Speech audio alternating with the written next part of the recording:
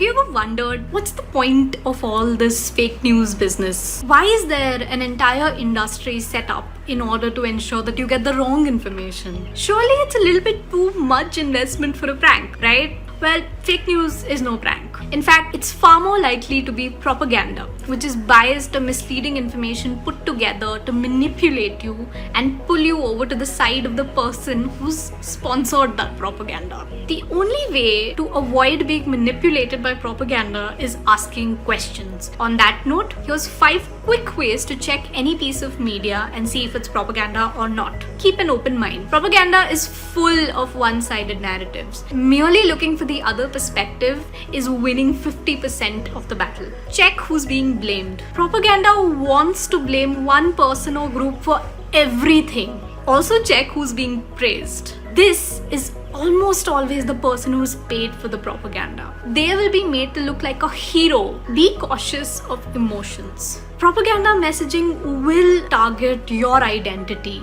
and try to fill you with fear and anger. In order to avoid this, all you need to do is sit with that emotion for a bit, let it pass, and then come back to that same piece of messaging and look at it logically. You might want to look at the messaging with a few steps that I already gave you. The best way to avoid propaganda is to just not look at it altogether. Now, I know it's a lot more easier said than done, but there is a way to minimize the amount of propaganda you end up seeing online. All you need to do is make sure that targeted advertising is turned off on all your social platform accounts. Don't give out your number to random corporations asking for it, and frequently delete your browsing history. Now, election season is coming up. Remember, be cautious and ask questions.